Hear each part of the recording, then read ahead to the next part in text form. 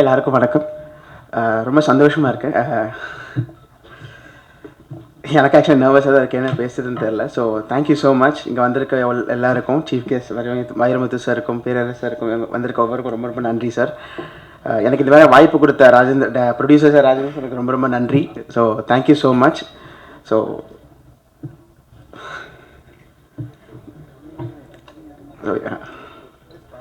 Thank you so much. Thank you. Like எனக்கு எப்போவுமே இந்த ஸ்டேஜ் ஃபியர் இருந்துக்கிட்டே இருக்கும், எத்தனை மூவி நம்ம ப்ரெஸ் மீட் பண்ணாலும். அண்ட் இன்னைக்கு இவ்வளோ லெஜண்ட்ஸ் முன்னாடி வந்து பேசணும் போது கொஞ்சம் ஃபியர் அதிகமாகவே இருக்கு. ஸோ ஃபர்ஸ்ட் ஆஃப் ஆல் எனக்கு இந்த ஆப்பர்ச்சுனிட்டி கொடுத்த ஹோல் டீம், பனை மூவி டீம் எல்லாருக்கும் ரொம்ப ரொம்ப நன்றி. டைரக்டர் சார் ஆகட்டும், ப்ரொடியூசர் சார் எல்லாருக்குமே வந்து ரொம்ப ரொம்ப தேங்க்ஸ். பிகாஸ் இந்த மூவியில் எந்த ஒரு நம்ம மிஸ்டேக் பண்ணியிருந்தாலும் ஃபர்ஸ்ட் ஆஃப் ஆல் அவங்களுக்கு தேங்க்ஸ் சாரி சொல்லிக்கணும். நான் மட்டுமே இல்லை, அவங்களும் பண்ணியிருந்தாலும் சரி. பட் ஸ்டில் ரொம்ப ஹாப்பியாக இருக்கு.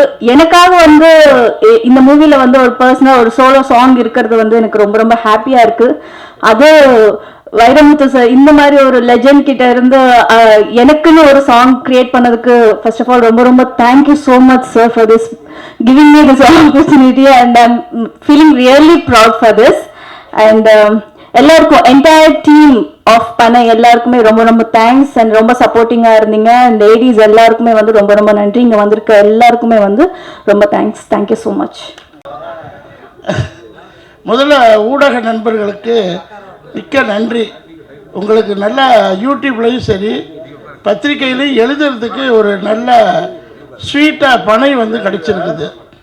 நம்ம நாட்டுடைய பாரம்பரியம், பொருளாதாரம், பண்பாடு, உடல் ஆரோக்கியம், பனங்கல், தென்னங்கல், ஈச்சக்கல் இதெல்லாம் ஆரோக்கியமான பொருள்கள். பணம் வெள்ளமும் தான். அந்த பேட்டியெல்லாம் இன்னும் பார்க்கல, படத்தில் தான் பார்த்தேன். ரொம்ப ப்ரொடியூசர் ரொம்ப சிறப்பான முறையில் இதை எடுத்திருக்காரு. அதனால் ப்ரொடியூசர் வந்து ஒரு இண்டஸ்ட்ரியலிஸ்ட், தொழில் அதிபராக இருந்தாலும் ஏகப்பட்ட தொழிலர்கள் இந்த சினிமாவை என்ன நினச்சிக்கிட்டு இருக்காங்க, நட்டமான தொழில் நினச்சிக்கிட்டு இருக்காங்க. சினிமா வந்து எந்த காலத்துலேயும் நஷ்டத்தை கொடுக்காது. இல்லை, நான் ஒரு தொழில்துறை வல்லுநருங்கிறதுனால சொல்கிறேன். அவருக்கு முதல்ல ஒரு ப்ரொடியூசருக்கு ஒரு பாராட்டுகள் கொடுத்துருங்க. அடுத்து ஒரு டைரக்டருக்கு ஒரு வாய்ப்பு கொடுத்தா தான் ஆர்டிஸ்ட் வந்து நடிகர்கள் மேலே வர முடியும். ஸோ அந்த டைரக்டர் செல்வராஜ் சார் அசிஸ்டண்ட்டு, அவரும் வந்து ஒரு திறமையாக எடுத்திருக்காரு, அவருக்கு நன்றி. அடுத்து பட்ஜெட் படங்கள், நானாக 100 கோடி 500 கோடி பட்ஜெட்டில் 5 லட்சம் 10 லட்சம் இருந்தால் தான் இன்றைக்கி நடிக்கவே போக முடியும். ஏன்னா ஒரு ஆர்டிஸ்ட்டுக்கு 5 லட்சம் 10 லட்சம் இருந்தால் தான் பெரிய படங்களில் தலை காட்டக்கூட முடியும் மாதிரி சூழ்நிலை உருவாகிட்டு வருது. ஏன்னா அந்த மாதிரி ட்ரெண்டிங் இன்றைக்கி போயிட்டுருக்க காலத்தில் சின்ன பட்ஜெட் படங்கள், அதாவது 2 கோடி 3 கோடி போட்டுப்பாருன்னு நினைக்கிறேன், எவ்வளோன்னு தெரியல, அந்த பட்ஜெட் படங்களுக்கு மிகப்பெரிய சாதனையாளர். நான் சார் வந்து கவிப்பேரரசு ஐயா வந்து பாரதிராஜ சார் காலத்தில் அந்த கவிதைகளில் தான் அதிகமாக பார்த்ததுண்டு. அவரும் கண்ணன் சார் கேமராமேன் சார் வரிகள் அது எதிர்த்தாலும் பாரதிராஜா சார் வந்து சொல்லுவார். அப்போ அந்த வரிகளை இப்போ தான் நான் அதை கேள்விப்படுறேன் படையை பற்றி. அவ்வளோ பெரிய லெஜண்டு கவி, நமக்கெல்லாம் பெருமை, உலக லெவலில் பெருமை கொடுக்குற ஒரு கவி பேரரசு இந்த சின்ன பட்ஜெட் படங்களுக்கு வந்து தலைமை தாங்கிறது ரொம்ப ரொம்ப ரொம்ப ரொம்ப புண்ணியம்னு வச்சுக்கலாம். அடுத்து தமிழ்நாட்டின் வியாபாரிகள் சங்க தலைவர் விக்ரமராஜா அவர்கள் வந்து 1000 பிஸி இருக்கும், போராட்டங்கள் அது இது. இந்த பிஸியான வேலையில் ஒரு தொழில் அதிபர், ஒரு வியாபாரி செழித்தால் நாடு செழிக்கும். வேலைக்கு போகிறதுனால நாடு செழிக்காது, வியாபாரி செழித்தால்.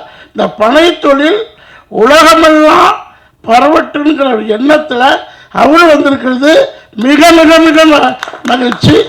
அடுத்து அம்மா, மேடம் அம்மா 1000 படங்களுக்கு நடித்தவங்க, பெரிய பிளஸ்ஸிங், அவங்க வந்திருக்கிறது மிக மிக மிக நன்றி, தேங்க்யூ. நானும் ஒரு சின்ன கதாபாத்திரத்தில் நடிச்சிருக்கிறேன்.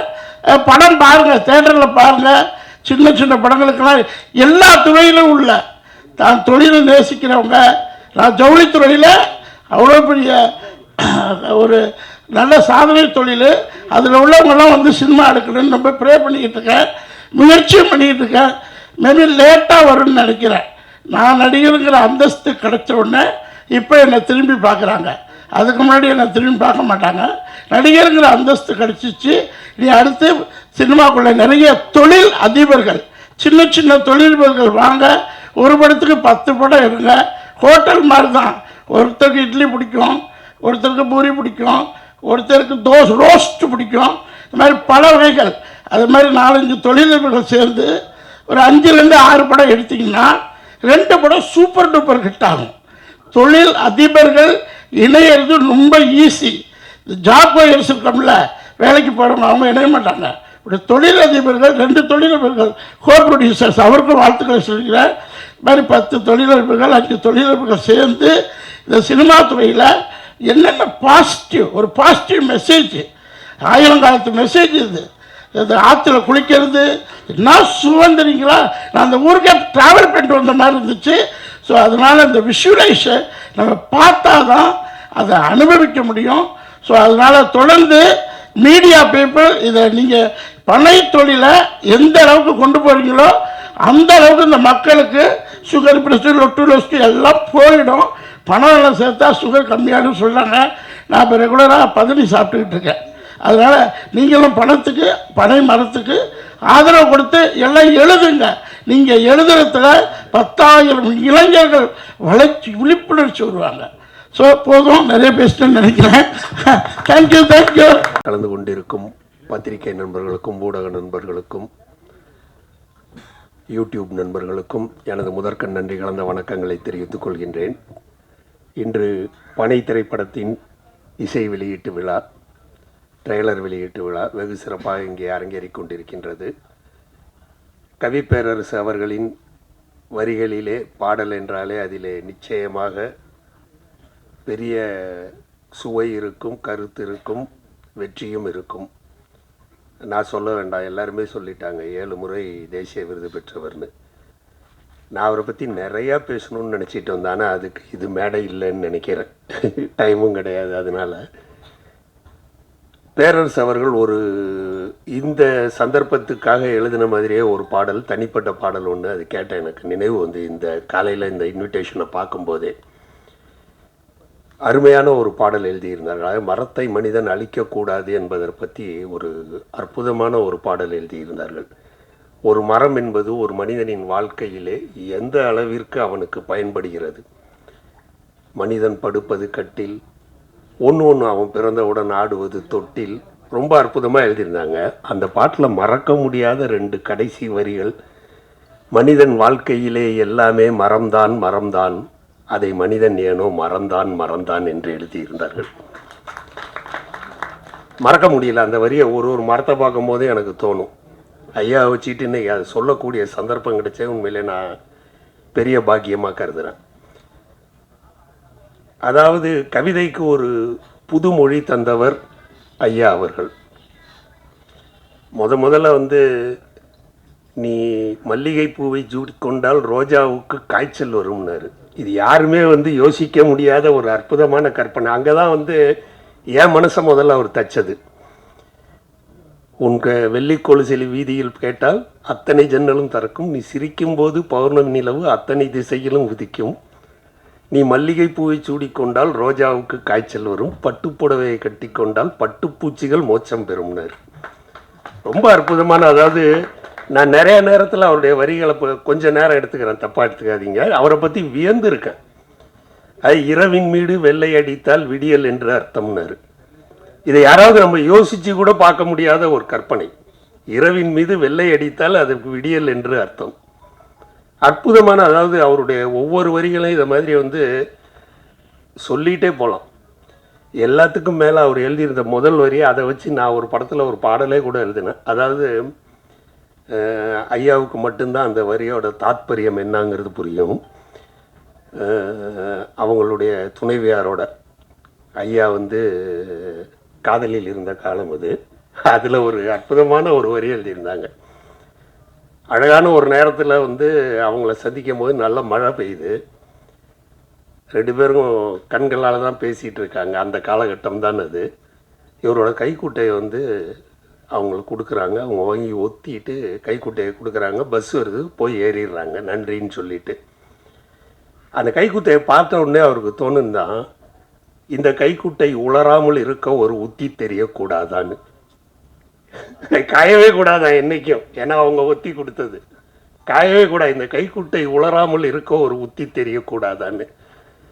அது மாதிரி அவருடைய ஒன்றும் கள்ளிக்காட்டு இதிகாசம், கருவாச்சி காயம்லாம் படித்து அழுகாத, அதாவது ஒரு புத்தகம் படிக்கும்போது, படம் பார்க்கும்போது சமயத்தில் நமக்கு கண்ணில் தண்ணி வரும். ஒரு புத்தகம் படிக்கும்போது கண்ணில் தண்ணி வர வைக்கிறதுனா அது கவிப்பேரரசு அவர்களால் தான் முடியும். அப்படி ஒரு அற்புதமான கவிஞர். அவரோடு இந்த மேதையை பகிர்ந்து கொள்ள எனக்கு மிகப்பெரிய சந்தோஷம். அடுத்து நம்ம வியாபாரிகளின் அரணாக விளங்கி கொண்டிருக்கும் திரு விக்ரமராஜா அவர்கள்.